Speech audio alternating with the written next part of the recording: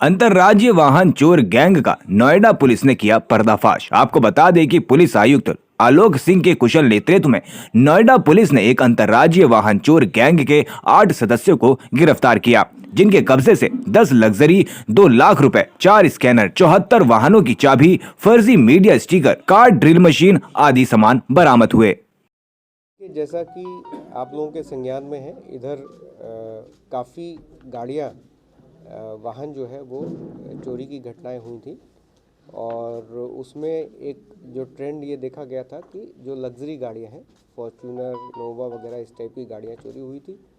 हम लोगों की जो टीम है वो लगातार प्रयासरत थी इस चोरी के गैंग का खुलासा करने के लिए और थाना 58 की टीम को सफलता एक बहुत बड़ी प्राप्त हुई है, जिसमें 10 गाड़ियां हम लोगों ने रिकवर की हैं, जिसमें 4 फॉर्च्यूनर हैं, 3 स्विफ्ट हैं, एक डस्टर है, होंडा सिटी है, क्रेटा है। और ये गाड़ियां अभी इसमें से कुछ कनेक्ट हो गई हैं हमारे यहाँ से जो उठी हुई हैं। कुछ गाड़ियां इसमें ऐसी हैं जो दिल्ली से इन लोगों ने चोरी की थी। इसमें कुल 8 अभियुक्त हमारी टीम ने गिरफ्तार किए हैं, जिसमें से अगर मैं कहूँ इनका जो मेन जो कार्य क्षेत्र था या इनका जो मेन गाड़ी जहाँ से ये लोग उठाते थे वो दिल्ली एनसीआर का इलाका था।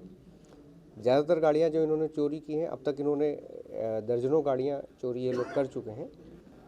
ज़्यादातर नोएडा, गाज़ियाबाद, दिल्ली जो एनसीआर वाला ये एरिया है, इसी से ज़्यादातर ये लोग गाड़ियाँ चुराते थे। इसमें एक महत्वपूर्ण पहलू जो निकल के आया वो ये कि ये जो गैंग है बेसिकली इंटर स्टेट गैंग है, इंटर डिस्ट्रिक्ट नहीं, इंटर स्टेट गैंग है।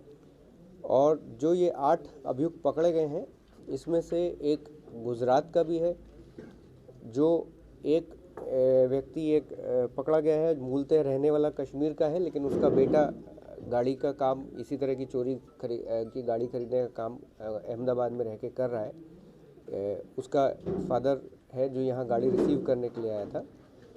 इसके अलावा कुछ लड़के दिल्ली के हैं, यूपी के हैं। तो इस तरीके से ये एक इंटर स्टेट गैंग है और अभी इसमें बहुत सारे ऐसे लोग हैं जो अभी फरार हैं, जिन लोगों की तलाश में हमारी टीम लगी हुई है। जो मोडस ऑपरेंडी अभी तक की पूछताछ में निकल के आया है वो ये कि ये लोग एनसीआर से जो भी ये गाड़ी उठाते थे, मुख्यतः मतलब और भी जगह जाती होंगी, बट मुख्यतः जो ये गाड़ियां सप्लाई करते थे इम्तियाज़ और इलियास, ये 2 लोगों के थ्रू इनको वहाँ से फॉर्च्यूनर सपोज अगर है, मैंने प्रेस नोट में पूरा डिटेल दिया भी है, तो वहाँ से वो लोग कोई एक्सीडेंट की गाड़ी खरीद के या जो उस तरह की गाड़ी है जो पुरानी हो गई है, तो उसका इंजन नंबर, चेसिस नंबर और उसका रजिस्ट्रेशन की डिटेल्स वो इनको व्हाट्सएप पे शेयर करते थे। काशीपुर का भी इसमें एक मुलजिम है रियाजुद्दीन नाम का, जिसकी शॉप पे ये लोग जाके उसका पूरा engine number, chassis number change कराते थे और जो रजिस्ट्रेशन के कागज़ वगैरह तैयार करके, उसका कार्ड तैयार करके ये लोग इस गाड़ी को यहाँ से गुजरात भेज दिया करते थे और जहाँ से वो फर्दर देश के विभिन्न हिस्सों में गाड़ियाँ जाया करती थी। तो कुल मिला के जो इनका ये पूरा एक रैकेट है, इसमें गाड़ी चोर भी हैं, गाड़ी खरीदने वाले भी हैं और गाड़ी को एक जगह से दूसरी जगह कैरी करने वाले भी हैं। एक और महत्वपूर्ण पहलू जो आप लोगों ने बरामदगी के विवरण में देखा होगा कि इनके पास से कुछ इलेक्ट्रॉनिक डिवाइसेस प्राप्त हुई हैं, जिसको स्कैनर टैब टूल ये लोग कहते हैं। उस स्कैनर टैब टूल की मदद से ये जो गाड़ी है, इसमें एक हसन एक लड़का है जो कि गाड़ी का शीशा तोड़ने में एक्सपर्ट था, कुलदीप और उसके 2 साथी, ये लोग जाते थे और ये जो है कुलदीप बेसिकली ये जो स्कैनर टैब टूल है इसकी मदद से वो उसकी की तैयार करता था और विद इन मिनट्स ये लोग वो गाड़ी का लॉक खोल के उस गाड़ी को लिफ्ट कर लेते थे। तो ओवरऑल इनके पास से काफ़ी मात्रा में विभिन्न गाड़ियों की चाबियां भी बरामद हुई हैं। लगभग 74-75 गाड़ियां चाबियां जो है इनके पास गाड़ियों की बरामद हुई हैं। कई सारे टूल्स बरामद हुए हैं, उसका पूरा विवरण आपको प्रेस नोट में दिया गया है और ये निश्चित ही उल्लेखनीय है कि हमारी टीम ने काफ़ी प्रयास के बाद, काफ़ी मेहनत के बाद इस गैंग को बहुत अच्छे सफल तरीके से वर्कआउट किया है। आगे भी जो इनके मेंबर्स अभी बाकी हैं उनके लिए हमारी तलाश जारी रहेगी और टीम को जो है इस अच्छे कार्य के लिए, इस सराहनीय कार्य के लिए 50,000 रुपये के रिवॉर्ड से पुरस्कृत किया जाएगा। सर ये ऑन डिमांड भी होती थी चोरी? हाँ, ये ऑन डिमांड भी चोरी होती थी। इसमें जैसा कि मैंने अभी बताया, मुख्यतः आपने देखा होगा कि फॉर्च्यूनर ज़्यादा है, तो फॉर्च्यूनर, क्रेटा, ये दो गाड़ी मुख्यतः जो कहें कि ज़्यादा शायद डिमांड में रहती थी। और वो गाड़ी जो उठ के आती थी वो ये अपडेट करते थे कि हमारे पास कौन सी गाड़ी है। अगर फॉर्च्यूनर है तो वहाँ से वो उस गाड़ी की डिटेल्स भेजते थे, या अगर क्रेटा है तो क्रेटा जो कोई पुरानी हो गई हो या कोई एक्सीडेंट वाली गाड़ी हो तो उसकी डिटेल्स इनको शेयर करते थे कि इस गाड़ी के या इस रजिस्ट्रेशन नंबर से, इस इंजन नंबर, चेसिस नंबर से इस गाड़ी को तैयार करना है। ये गाड़ी यहाँ से लेके मुरादाबाद और उधर काशीपुर की तरफ जाके उसको पूरा चेंज करा के फिर तैयार करा के फिर वापस यहाँ लेके आते थे और फिर यहाँ से गुजरात जाती थी। मतलब और भी गैंग्स हैं जो कनेक्टेड हैं, जो अभी जो पकड़ा गया है, जो गुजरात वाले कनेक्शन से 2 लोग हमारे पास हैं जो आज अरेस्ट हुए हैं। 2 अभियुक्त और हैं जो गुजरात के हैं, अहमदाबाद के, जो इसमें वांछित हैं। इसके अलावा दिल्ली के कुछ लड़के हैं, मुरादाबाद के कुछ लड़के हैं। टोटल देखिए, मैं अभी जो हम लोगों के संज्ञान में आए हैं 5-6 लड़के अभी हैं जो अभी फरार हैं। और इस बात की संभावना से इनकार नहीं किया जा सकता कि ये अभी लंबी चेन है और जैसे जैसे जो लड़के बचे हैं इनको जब हम लोग ट्रेस करना शुरू करेंगे तो और भी कई नाम इसमें सामने आएंगे। इसमें कितने निकल के आया कि कितनी कॉस्ट में ये लोग बेचते थे? कितनी घटनाएं कर चुके हैं?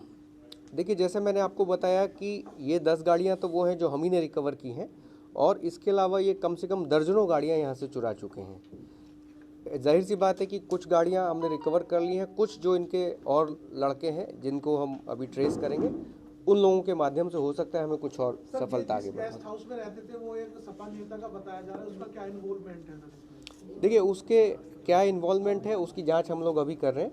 और ये क्योंकि वहाँ पर पीजी के तौर पे उसको चलाते थे और अलग अलग रूम्स में अलग अलग जगह के लोग रहते थे, तो अभी हम लोग अभी मैं ये कहूँगा कि इसको अभी हम क्लीन चिट नहीं दे रहे हैं। उनकी क्या भूमिका थी, क्या उसके संज्ञान में था कि नहीं था, और अगर संज्ञान में नहीं भी था तो क्या जो किराएदारों का वेरिफिकेशन होता है, क्या वेरिफिकेशन उन्होंने कराया था कि नहीं कराया था।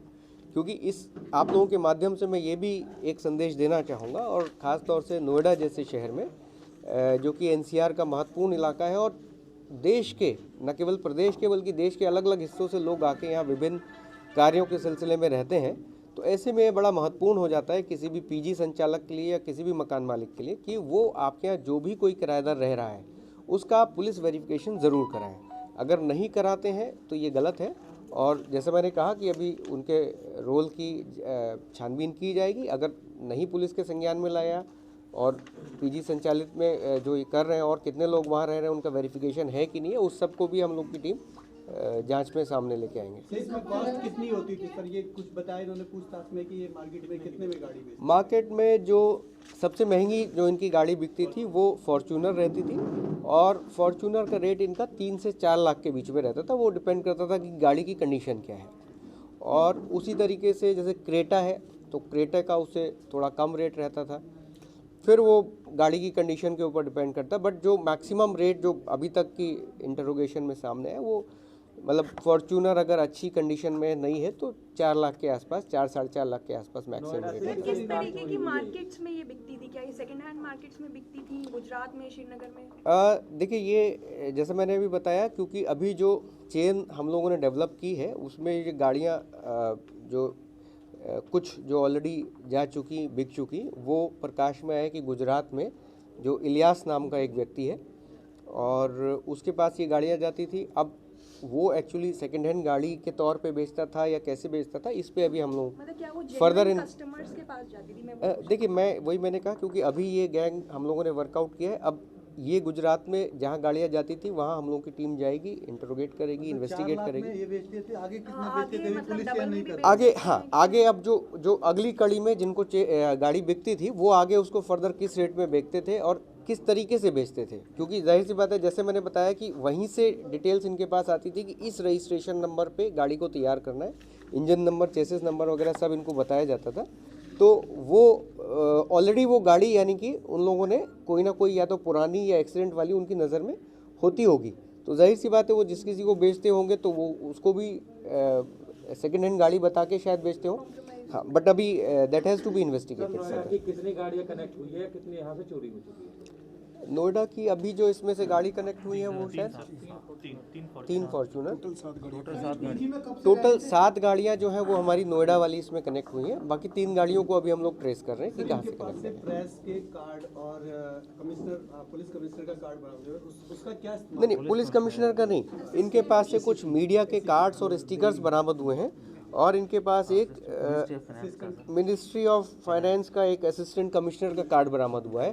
तो पूछताछ में ये बात सामने आई कि जब ये लोग गाड़ी लेके निकलते थे तो वो प्रेस वाला कार्ड लगा लिया करते थे ताकि एक चेकिंग में से निकल। सर ये पीजी में कब से रह रहे थे? आप अंडरस्टूड है, मैं उस पर ज़्यादा नहीं बोलूँगा, मैं उस पर ज़्यादा नहीं बोलूँगा। It's not genuine.